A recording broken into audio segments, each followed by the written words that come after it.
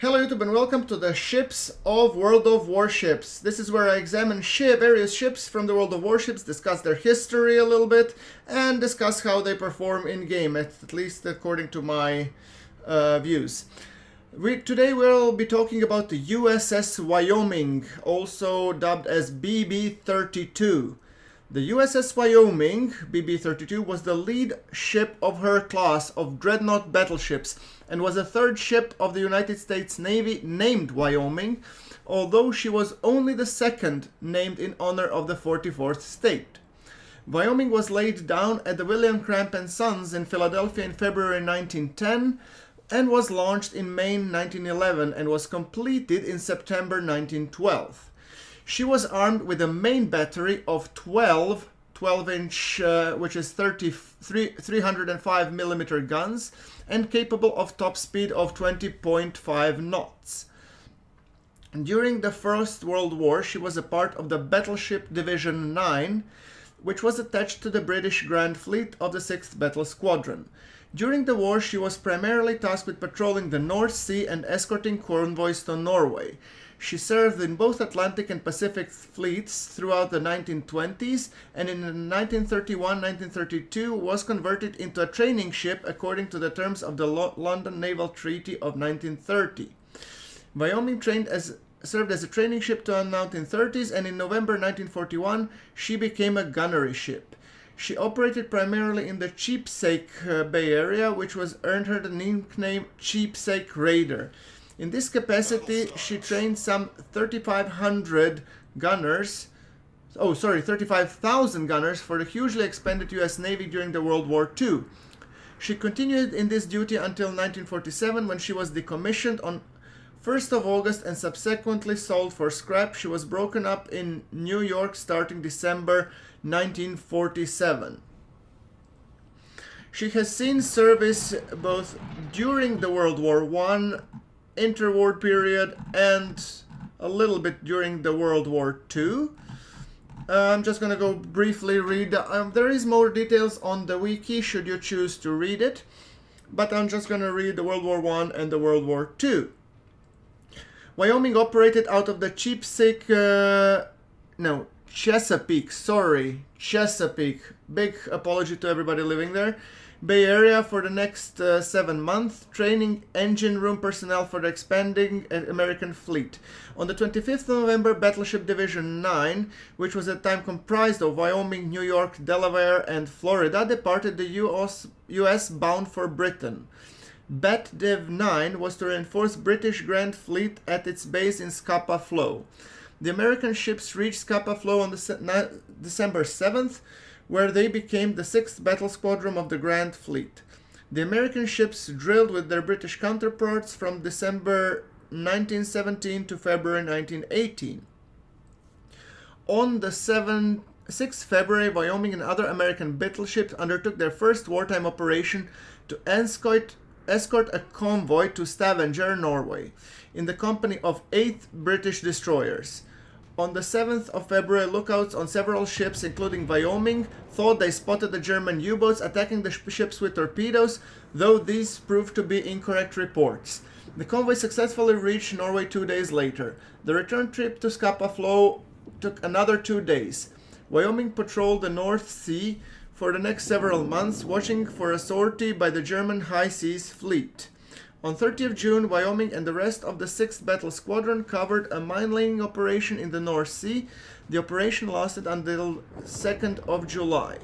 During the operation, jumpy crewmen again incorrectly reported U-boat sightings, and Wyoming opened fire on the supposed targets. On the return voyage, the 6th Battle Squadron joined up with the convoy HZ-40, which was returning from Norway. On 14th October, New York collided with the U-boat and sank it. The collision nevertheless damaged her screws, which forced Rodman to transfer his flag from New York to Wyoming, while the former was in dock for repair. On the 21st November, after the armistice with Germany ended the war, Wyoming and an allied fleet of some 370 warships met the High Seas Fleet in North Sea and escorted it into the intermittent Scapa Flow. On the 12th December, Wyoming, now the new flagship of the Rear Admiral William Sims, the new Bet Div 9 commander, left Britain for France. There she rendezvoused off Brest, France with George Washington, which was carrying President Woodrow Wilson to the peace negotiation in Paris. Wyoming then returned to Britain 2 days later before departing for the US, arriving on the New York of 25th December. She remained there during the new year, and on January 18, 1919, she became the flagship of Bet Div 7, flying the flag of Rear Admiral Robert Kuntz. Now, talking about the World War II, following the United States entrance into the World War II, Wyoming performed her normal duties as a gunnery training ship with the Operational Training Command, United States Atlantic Fleet. Starting in February 1942, she operated primarily in the Chesapeake Bay Area. Yes, and I said it correctly. And the frequent sightings of the ships steaming around the bay earned her the name Chesapeake Raider. Wyoming was very busy training thousands of anti-aircraft gunners on weapons ranging from the light 50 cals guns up to the medium caliber 5-inch guns to the rapidly expanding American fleet. Early in the war, the Navy briefly considered converting Wyoming back to her battleship configuration, but decided against the plan. These duties continued throughout the rest of the war. Wyoming was modernized at the Norfolk Navy Yard from the 12th of January to the 3rd of April 1944. The reconstruction removed the last of her three 12-inch gun turrets and replaced them with 4 twin and 2 single enclosed mounts for 5-inch 38 caliber guns. The new fire control radars were also installed, and these modifications allowed Wyoming to train anti-aircraft gunners with the most modern equipment they would use while in combat with the fleet. She was back in service in the Chesapeake Bay by the April 10th. Over the course of the war, Wyoming trained an estimated 35,000 gunners on 7 different types of guns: 5-inch, 3-inch, 1.1-inch, 40 mm, 20 mm, 50 cal, and 30 cal weapons. During her extensive gunnery training ship, she claimed the distinction of firing more ammunition than any other ship in the fleet during the war.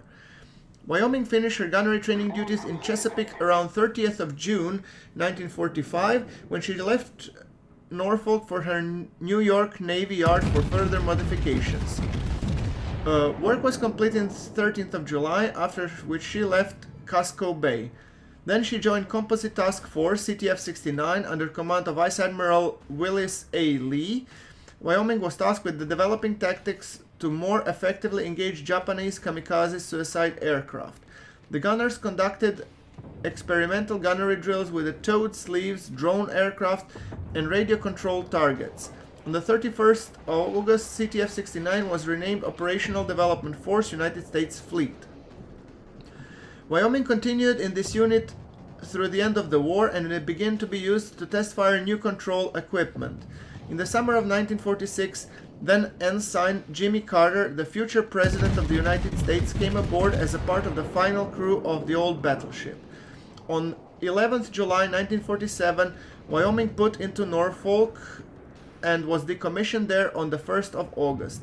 Her crew was transferred to the ex-battleship Mississippi, the AG-128, which was also serving in the gunnery training unit.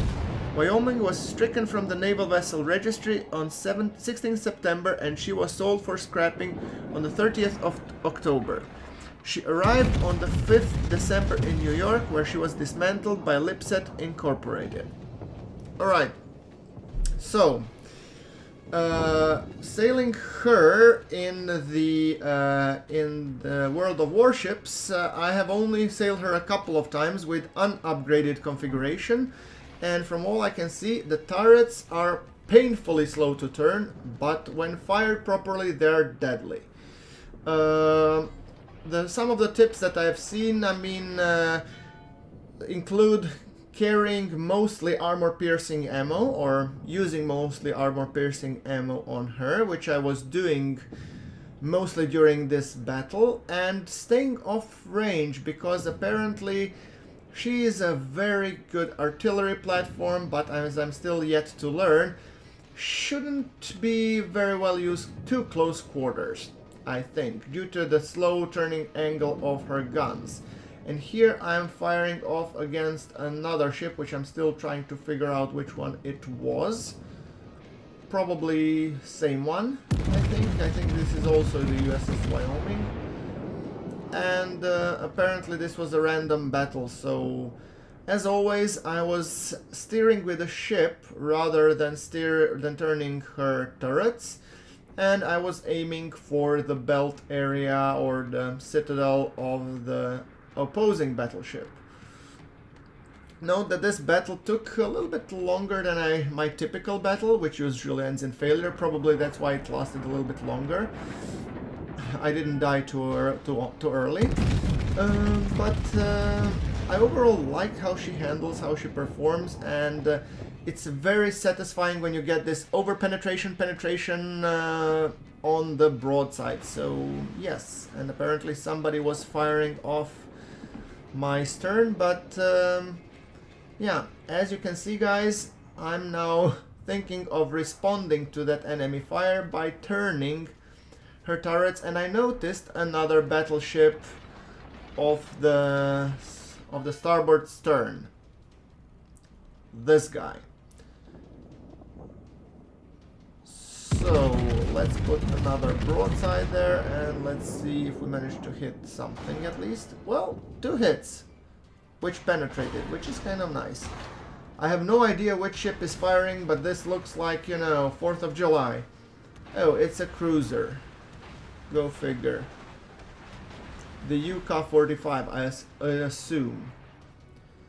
I think, given that I cannot bring my guns to bear on the cruiser, I think I will focus my fire on the battleship. Fire! By the way, guys, for those of you that know my work from previous, I was doing ships of naval action, so if you guys are aficionados of older sailing ships, I do recommend that you check my naval action playlist, especially the ships of naval action, where I discuss the good points and the bad points of each ship. Here I'm not yet experienced to discuss the good and bad points of each ship, however feel free to post in the comments below your experiences with playing with the USS Wyoming, what's she good at, what are her weaknesses, and how to sail her simply. So I think basically that all of you could contribute to providing some very useful tips and making these tips pretty great, actually. Alright, I'm turning towards to finish the job on that battleship, hopefully. And I think one more broadside should do it, so let's turn a little bit to the port. I'm worried about ramming the other battleship, so that's why I'm not turning hard to port. And let's fire. There she goes, up in flames. Beautiful. And the hits to the citadel. Perfect. Now it's time to take care of this cruiser. Capturing the base. Yes. I think that's the last ship. Yes, it is. Which means we should be able to bring this fight to its speedy conclusion. Waiting until some of my guns reload and fire. Over penetration. Oopsie.